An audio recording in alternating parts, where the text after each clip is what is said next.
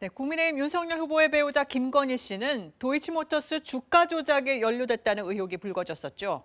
윤 후보 측은 김 씨가 도이치모터스 주식을 거래한 건 맞지만 주가 조작 범행 이전이라서 범죄와는 상관이 없다고 해명해 왔습니다. 그런데 이 KBS 취재 결과 주가 조작 범행 기간에 김 씨 계좌를 이용한 주식 거래가 다수 있었고 검찰은 이걸 이 사건 피고인들의 범죄 근거로 판단한 것으로 드러났습니다. 먼저 박진수 기자가 보도합니다. 도이치모터스 주가 조작 사건 핵심은 권오수 전 회장 등이 회사 주가를 조작해 4배로 끌어올렸다는 혐의입니다.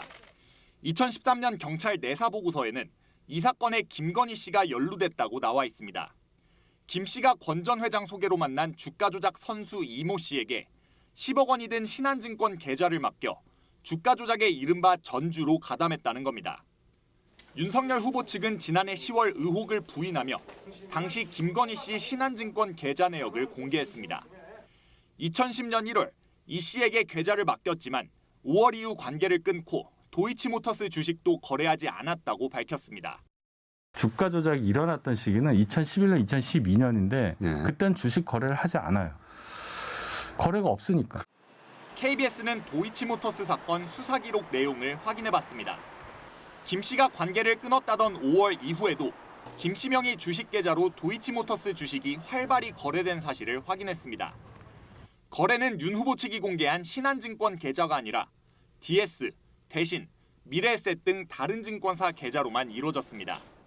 2010년 10월부터 2011년 3월까지 취재진이 확인한 것만 40여 차례.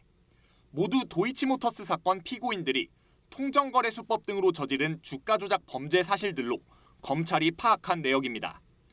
통정거래는 매수자와 매도자가 짬짬이해 주식 거래가 활발한 것처럼 꾸미는 조작 수법입니다. 모친 최은순 씨와 주식을 사고 팔거나 여러 증권사에 개설한 김 씨 명의 주식 계좌끼리 거래한 경우도 있는 것으로 검찰은 판단했습니다. 국민의힘 선거대책본부는 김건희 씨가 4개월간 계좌를 맡겨 이모 씨가 거래했다. 손해를 보고 계좌를 회수한 것이 객관적으로 입증된다고 해명했습니다. 또 나머지 기간 주식 거래 내역은 주가 조작과는 전혀 무관하다고 밝혔습니다.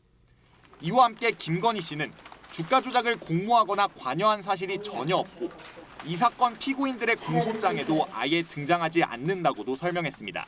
KBS 뉴스 박진수입니다.